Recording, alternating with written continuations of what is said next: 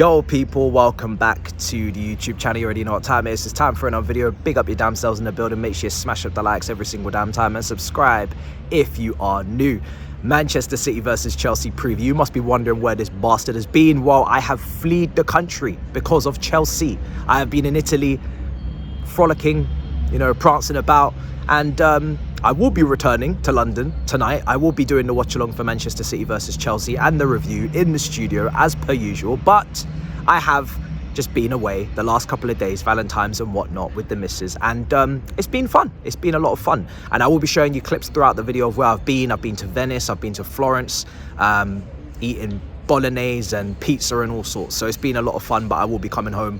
So yeah, I wanted to get this video done, of course, because there's a lot of news circling around, a little bit of rumblings in the town, and we must discuss it, we must talk about it, and of course we'll give the lineups as per usual and all of that. So let's get into the first one, which is Gallagher. This story is still floating around, still no official contract on the table for Conor Gallagher, but apparently talks are still ongoing behind the scenes, and it isn't hostile, it isn't heated, which is good, which is a start, I guess. It's not like the Mason Mount situation. It's not a surprise, I guess, because of course his dad isn't representing him, so there was a little bit of a back and forth between the directors and obviously Mason Mount's dad previously, and it didn't go down too well. I think also because Mount had more interest from top clubs like maybe Liverpool circling Manchester United, that also put a little bit more pressure on the situation. And of course he had accomplished a lot more than Gallagher as well. It's important to mention, multiple player of the year, Champions League winner, higher status in the game, etc. So this is a little bit more of a calmer situation. I don't like to see the reports, the briefings of, Conor Gallagher is looking for 150k, similar to Caicedo, because they know what they're doing when they put that kind of stuff out there. And I've said it all along, I don't believe Conor Gallagher is being particularly pushy or particularly aggressive in negotiations. I don't think he would be. I think he just wants to stay. I think he just wants to sign a new contract that makes the most sense for him. Not an 8-year deal, of course, which is what, the club have tried to previously push him into. But to put Caicedo's name in that, you know what you're doing. We've seen this before last year. You put a high profile, expensive player that everybody rates next to a homegrown talent who should just be happy to be here is the consensus, then of course you're going to cause a little bit of an entitlement type narrative, but it's not the case, and I will never believe it to be the case. One thing is Gallagher loves the club and he wants to be here, and I don't think you need to pay him something ludicrous to make that happen. So yeah, there will be no narratives and no, briefs rocking around here, that's for sure. Let's hope this one does get done, because as I've said before, even if you entertain or are interested in selling him for a big fee like a 50-60 million, it still makes the most sense to sign him to a new contract purely to get his market value in a good position for that sale. It makes no sense to let him run his contract down. His market value will only continue to dip.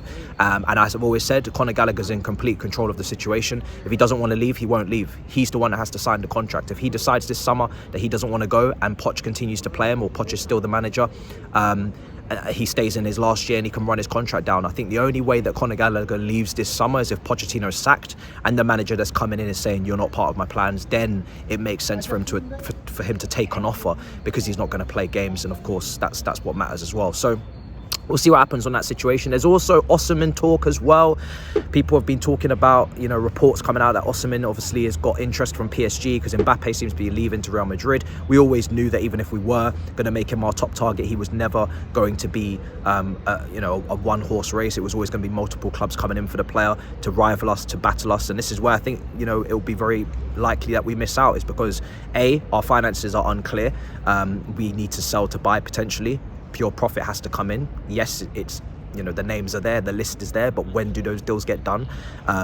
We don't know. And of course that means other clubs can get ahead of us and they can pay more wages as well if we've got this 150k to 200k cap off in our wage structure, which I don't think is the worst thing in the world for most players, but for the elite top players in their position, the players that are sought after, they're going to look for 250 to 300, and that's where we might miss out. So yeah, PSG got money, so we'll see what happens, but that's going to be a difficult deal to get done, especially with no European football, if that is the case. Moving on, of course, we see Reece James, images of him, getting back out on the grass. I wouldn't get too excited, to be honest. We've seen this with Fofana previously. Didn't mean that they were back anytime soon. We're still not seeing Fofana now. So, again, Reece James, we've got Gusto. He's handling business. I don't mind if we don't see Reece James until next year, next season. That's how patient I am on the Reece James situation. He's had the surgery. If he's going to come back, he needs to be back properly, not just back to be back. So we kind of leave that one as it is as well.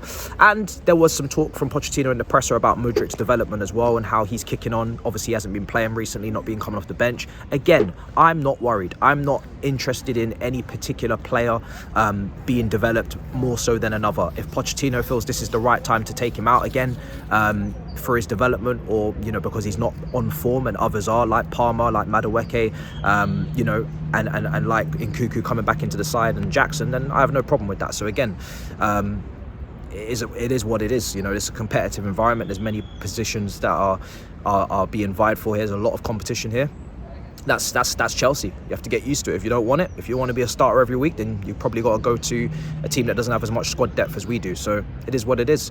And he also speaks on Enzo and his usage of him, and thank God he used the word build up. He sees him as a player that can build up, because he is a player that should be involved in the first phase and building up next to Caicedo. And we've seen that recently, and I think we've seen better performances because of it. It doesn't mean that he can't get into the box and get goals. It doesn't mean that he can't break away and be part of attacks. But I think he's got to do it gradually as we're progressing play. Shouldn't be hanging around in half spaces, receiving the ball back to goal. So hopefully that continues. And yeah, we've got a few more fresh injuries as per usual, but that's all in the scroll bar. Chukwuemeka being one of them. Silva is not going to be available for this game. So my team, accordingly, has to represent what is with us at this current moment, which is always unpredictable. In goal, I've gone with Petrovic. Mine and the Poch team is exactly the same as you'll see on screen. My predicted team and Poch's expected team is exactly the same. I think Petrovic will be in goal. I want him in goal. I know Sanchez is back now. We've seen the news that Sanchez is back in contention. He should be on the bench. I'm sitting on the bench. He should be on the bench. Yes? Bench. Do you know what I mean? Brother, sit on the bench. Petrovic is in goal. Right back, Gusto, thankfully he's available. Centre back, Desassi next to Colwell, who is available also as well. I would have entertained going to a back three for this game, but we really don't have the personnel. The only other centre back we have is Trevor Chalobah. He is available, I guess, but he's not played any minutes. To throw him in against Manchester City at the Etihad cold is probably cruel. And yeah, we need to gull him. We need to have him on the bench. He can't just be coming in to start and no sharpness or any build up of minutes. So back four is Chilwell at left back. And then at centre mid, it's Enzo and Caicedo. I think Gallagher has to play this game. First of all, because he's starting to get into a little bit of a goal scoring streak, which I think is absolutely critical for him. Yes, we know he works hard. Yes, we know he's improved on being a bit more press resistant this season, receiving the ball in better spaces for him, more advanced areas. Obviously, we know the engine, the way he puts himself about. So he's improved. But I think the one area that we're looking at now in the last couple of weeks is the goals. And if he can provide the goals that we saw at Crystal Palace and giving us something that many players don't. We don't have a regular goal scorer in this side. We don't have someone in open play in particular that screams out they got a great shot on them. So if he can provide that and bring goals to this team and give us 10 goals a season, bare minimum, for the position he's playing in attacking midfield, that's kind of what you'd be asking for, then that's brilliant. So he goes, and tactically, I mean, it goes without saying, Conor Gallagher makes sense for a game at Manchester City. We're not going to have the most of the possession. They're going to have us chasing shadows a lot of the time. We need people to close spaces, and he's perfect for that. And he had a good performance, a really good performance here with Crystal Palace a couple of years ago when he was out on loan, both home and away. So makes the most sense that he plays this game on meritocracy and just on tactics. Right wing has to be Palmer. Left wing for me has to be Jackson, because I think he's shown since he's come into this left wing position he's been working far harder than Raheem Sterling. His heat maps suggest that as well. He tracks back a lot better, and we're going to need that in this game. We're going to need hard work. So I think Sterling stays on the bench for me. Didn't do particularly great things off the bench the other day. And up front is Nkunku, because who else have we got? And this is the issue that, I spoke about in January. There isn't really much options up there. If you're going to move Jackson on the wide areas, then you're going to have to play Nkunku up front. You're not going to play a Washington in this game. You don't really have anybody else. So kind of put ourselves in a precarious position. We cannot afford to get any injuries. But at this moment in time, that's the team. That's probably the strongest team too that can go out there and perform.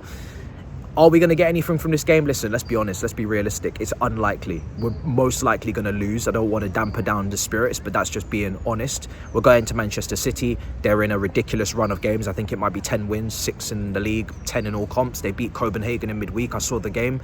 They're just, you know, they're in their groove. Foden's back. He's in form all season. De Bruyne's back. Haaland's back. Grealish, Doku, Alvarez. They basically got everybody back. Stones. You know, everybody's fit. It's long. Let's be very honest. It's very long. The bare minimum is to go out there and, you know, get a respectful performance out of this team. Don't get embarrassed.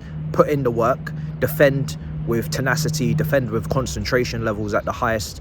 And, you know, do the club and do the badge and do the away supporters justice. And that's really all I'm expecting. I'm not going to lie. I'm not going to say anything more in terms of results. Just go out there and put a respectable performance out there that we can say, all right, we weren't embarrassed and we actually put a shift in.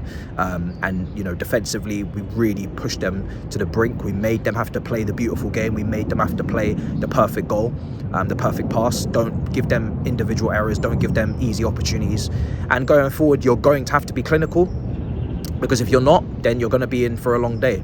But I can't expect this team to be clinical. I can only hope. So you guys let me know in the comments down below what your team is, what your score prediction is, and I will be back with you tomorrow for the watch along in the studio as per usual. Big up your damn selves.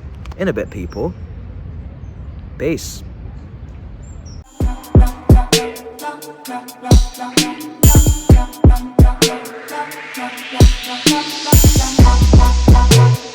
Bye.